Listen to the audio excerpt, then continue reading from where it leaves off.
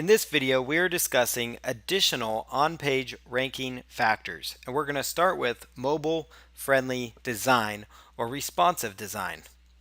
Mobile-friendly design or responsive web design is an extremely important part of a current SEO success strategy. It's something you really want to implement. It's something that is really big now, but it's going to be even bigger in the future as more people have mobile devices. Mobile-friendly pages improve your customer and visitor experience as well, which leads to higher conversions and response rate. Improving your page speed, load time using the Google PageSpeed Insights tool can also dramatically impact your rankings because your website will show better on a mobile phone. Create a mobile friendly sitemap. That's another key factor that you can do. And then you could also do that using this link as far as creating a mobile friendly sitemap. They actually give you some tools using Google's Webmasters tools. The Google Webmaster tools are loaded with information, and I definitely recommend that you go there because you're going to find additional factors that are not mentioned in this course, that are brand new, that are up to date, that are also going to help you as well on your quest to getting the most possible traffic possible. So you can go out to google.com/webmasters and you can actually go through their support area or their question and answer or their help menu and get answers to these questions. But here's how they actually have a link here which will show you how to create a mobile friendly sitemap. There's also a link here to a source called madsubmitter.com/mobile sitemaps. That will actually create a mobile sitemap for you to help your website get found within the search results of mobile.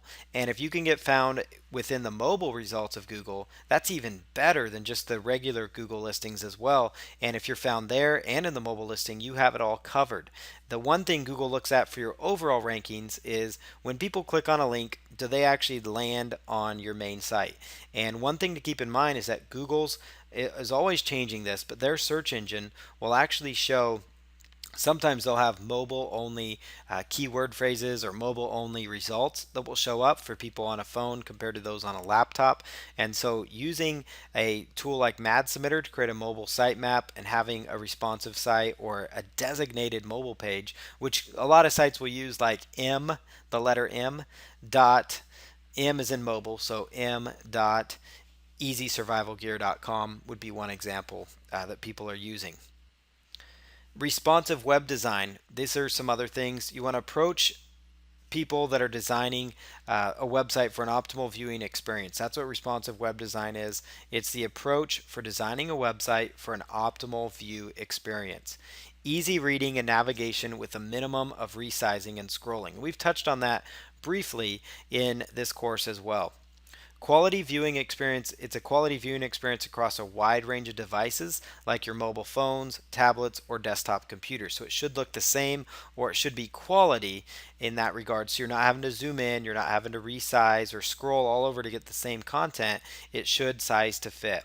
And here's an example on the left hand side here of a responsive web design is a site that is pretty much the same content all throughout. It's actually the exact same content, but you'll notice as people land on this site, if they're on a desktop, it's going to look this way. If they're on a tablet, it'll look like the one in the middle. And on the far right here, if they're on a mobile device or an Android phone or iPhone or other smartphone, that's how it's going to look. Notice that people can get the exact same information across all these avenues and all these platforms. So it does a really good job of kind of keeping with the same theme and the same design, but it makes it super easy so they're not having to do scrolling and resizing. Again, a test you can run is to grab the corner of your browser and resize it to see how your website looks. So grab the corner of your browser and resize it to see how your website shows up and how it looks. On-page SEO, here's some additional methods for mobile-friendly design. Here's some examples and templates. You can do a Google search for the responsive web design grid. This is actually a design grid that you could actually give to a designer and say, hey, I want you to create a mobile version of my website or a responsive version of my website using this tool.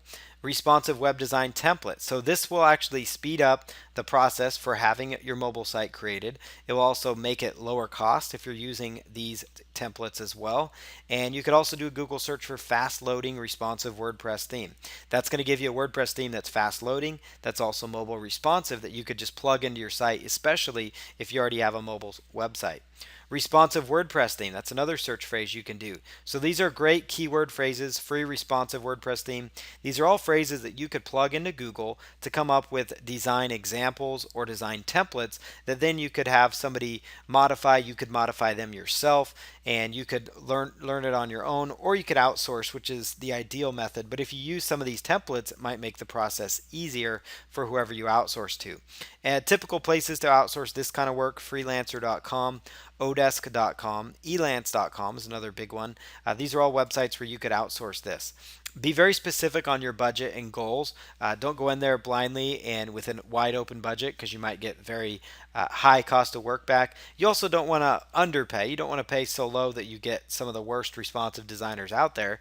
But you also want to be specific, like, hey, I have a budget of $1,000, or I have a budget of $500, or I have a budget of $10,000. So be specific to your goals and to your needs, and hopefully somebody can work within those means. Again, if that does not work, there are responsive themes out there for almost any kind of platform. If you are running a website on OS Commerce or maybe another open source solution, there's a good chance that they're responsive design. Some of the biggest players in e-commerce, like BigCommerce, Volusion, all those really big players out there, they actually are using mobile responsive design as part of all their themes, because they know how important it is, and they've already incorporated that. So a lot of times you're already covered from the mobile design front, especially a lot of WordPress themes, they tend to be that way. Or you could switch WordPress themes. This would be a good time to freshen up your site, have a new look, have a new theme, and so you get a mobile responsive theme as well. Another on-page SEO factor is using the robots.txt file. A robots.txt file gives the search engines permissions to crawl your website. So give whatever search engine the permission to crawl your website. The file must always be named robots.txt, and it must be uploaded into your website's folder. It's placed in the root directory on your site. So if you're into the FTP, like you're the one uploading your files, then you could actually go through this method. It's used for protecting membership content. Like, for example, if you have membership content and your website's called yourdomain.com/membership or /members, and you don't want that content to show up in the search engines, you could actually tell the robots file, I don't want any of this material to be found within the search engines. Now, it does not mean it's going to happen, but it gives you a good chance of kind of protecting that. You should also have a membership software in place, so if it does get indexed, people have to be logged in and it forces them. And there's some cool membership site plugins that you could leverage for that as well. Subdomains, they need a separate robots.txt file. So subdomains, they actually need a separate robots.txt file. Use Google's resources for this. They actually offer a cool tool where they will actually help you. So if you go to Google's Webmaster Tool resources and type in robots.txt, they actually will explain to you the entire process of creating one. That's why I wanted to point it out, because the Webmaster Tools is very valuable, just like they give you advice on the XML sitemap structure as well. So if you are running a subdomain, again, just to go back to that point there, a subdomain would be like, let's say your subdomain is blog.yourdomain.com. The thing is, if you go blog.yourdomain, Google actually views that as an entirely separate website. That's why we recommend, if you're going to add a blog to your e-commerce site for the Google Freshness update, or to keep your site fresh, I would do yourdomain.com/blog, because then it becomes a part of that. All the content you add will benefit your main website as well. So if you do have a subdomain, though, they do need a separate robots.txt file to protect that content. Here's an example of what the robots.txt file will look like. You could also include your XML sitemap in there as well. So you can see, like, especially in WordPress does a good job of automatically kind of having this in place for you. That's one reason I absolutely love WordPress, is they're SEO friendly out of the box for the most part, and there's so many plugins and tools that make life easy. So if you had like a WordPress site This one, for example, already is set up to disallow search engines like Bing or Yahoo or Google from actually going in, especially Google, for example, of going in and spidering your WP admin, your WP includes, and that will actually limit that from showing up in the search engines because you don't want those files showing up. That's where your administrative material is. You don't want that showing up in the search engines, and so it's really important that you have the proper pages blocked on your site that you don't want to have people getting access to. Not only is it an issue, it causes a hassle, and it also is indexing unnecessary pages that may have low quality content value too. And so that's going to tell the search engines like, oh, this site has some great content, but also some really bad content, even though that content that you have protected there is not meant for people to see because it's like administration stuff. So you want to be careful that you're blocking that, not only to help increase the quality value of your site in Google's eyes, but also to keep people out.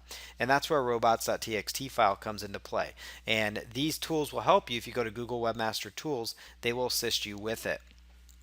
Images is another thing you can do. If you have images on your site, which I recommend and highly advise because a good content strategy incorporates images, infographics, things of that nature, it's a great way to get additional traffic. You can share image related information with the alt attribute, as it's called. That will actually explain to people what that image is about. So you could put in a keyword there if your image relates to that keyword. If the image does not display, your visitors get the idea of what it is, and that's one factor that Google likes because it makes your site, pleasant on the eyes. If people for some reason can't see the image, it can at least know what that image was about. Don't use the alt attribute as a plan to overstuff keywords. You could put your keyword in there, but don't stuff it and use it multiple times with your main keyword in there. Use your keywords here as they relate to the content on that page and whatever that page is about. It helps Google bring up images in the Google image search as well. So if you've done a good job here, you may find that you're getting traffic from within Google's image search as well for that particular phrase. So if you're selling cheap golf shoes, for example, and you have actually labeled that cheap golf shoes, somebody might be over on images and typing in golf shoes, and they may come across your image and actually go over to your website, and they are interested in golf shoes because they've clicked on that. They've actually searched for that. And so don't underestimate the value of traffic that you could get from Google's image search alone, not to mention including your keyword in the alt attribute will also assist you. Consolidate your images into a single directory just to make your life easier. I always recommend you have a folder for all pictures named images. That's a good strategy to do. It makes life easier for you and you know where all your files are. So a good example would be yourdomain.com/images/sample-image-1. How you name your images is also important. So you'll notice I named mine sample-image-1. Having a clean name with your keyword is also an important ranking factor. Use the most common image formats. Those would include JPEG, so .jpg, GIF, PNG, and bitmap BMP. BMP is not used as often, but JPEG, GIF, and PNG are used all the time. Image best practices: avoid using non-descriptive file names, so like image1, image2, image3. So in my example, I use sample. That's where you would put in your keyword. So let's say you have a picture of a Callaway Golf driver, then give the descriptive name. So it would be Callaway Golf driver. If you have multiple ones, you could say Callaway Golf driver 1, Callaway Golf driver 2. If your keyword phrase is golf training club, golf-training-club. And that's also another way that you could get that additional traffic. That and the alt tag, that you could get additional traffic from the Google search results from not only the image search but also the main search as well, because it's another spot where you can cleanly and ethically put in your keyword phrase and do it in a nice way. Don't write long file names though either to stuff your keywords, and again, don't stuff the keywords in the alt tag of your images. Here's some examples of good alt tags. Popular golf training aid, fish oil supplement benefit chart. So like let's say you have fish oil supplements and you've created a chart which shows the benefits of using fish oils. You could actually call it fish oil supplements benefit chart, where fish oil supplements is your phrase, but it explains and it's descriptive to somebody that maybe doesn't land on it what your page is about. And let's say they have images turned off or they have a slow web browser, they're on a slow connection so they can't see images, but that actually helps them understand what they're missing out on, and Google does like that kind of stuff. Plus it helps you get your keyword in there in a ethical way so it's not stuffing keywords as well. Our Make Money Online guide. Let's say you have a picture of your ebook on how to make money online. You could call it our Make Money Online guide. Here is an example of what the alt tags would look like if you use the example of popular golf training aid that I use there. You'll notice here you could use Composer for this. I'm using Composer for this example. And you'll notice here, if you're going to do the straight code, it would be the source of your image, and then it would be alt equals, and in quotes, that would be exactly where you put in your alt tag. That's where you put in that text. If you're using doing it by hand coding, that's how it would look, or if you wanted to share this with your web designer. If you're using a tool like Composer, they make it really easy. As you're actually inserting your image, it'll say alternative text there. You could choose not to use it, but I would recommend always using it. And for example, let's say you have a picture of a member, for example, and a member's software and you're doing a review on it. So you would say a member features list. And that would be a good way to list it, because then people may come across it in the Google image search, or it's just another way your keyword shows up. Another area you can utilize it on is if you're inside WordPress. You'll notice this ebook here called List Success. Notice if you're under media, so you can upload a picture you can just upload media to your website. And where it says alternative text there inside your image, so after you've uploaded the image using WordPress's media upload tool, it'll say alternative text, and you could actually plug in your alternative text. So here's 3 different ways. I show you how to do it by hand by using a program like Composer if that's how you're modifying your site, or if you're going to do it through WordPress site, you could do it that way. Other tools like the BigCommerce and those tools for e-commerce type sites and other content management systems, they also enable that. Most good ones that are worth it, they do a good job of it. You could also find some alt tag naming or image optimization tools for WordPress that would be good plugins as well. And this is again how you add alt tags to your images. So anchor text links. These are also another important on-page ranking factor. Anchor text, it's that clickable text you see on a website. Typically, it's that blue underlined text that you have show up. And anchor text should tell what content is found on that page. And this is talking about internal linking or linking off to other sites as well. You can control your anchor text when linking within pages on your site, and that's an important factor. Now, one thing you want to do, so here's a good example. You need to follow these steps to improve your golf score starting today. And improve your golf score, that would actually be an anchor text link. In this example above, improve your golf score is the actual anchor text, and that tells the search engines exactly what that page is going to be about. Easy to understand anchor text makes life easier on Google and your visitors. And this is something internally that you can do because you want to improve how Google views your site, most importantly, how your visitors interact with your content. And if you're using it that way, it's good. Now, we already touched on, a negative ranking factor would be using anchor text links that show up, all over the web, and you have 100 links coming to your site with the anchor text improve your golf score. Well, that doesn't look natural to Google. This is just talking like internally on your site.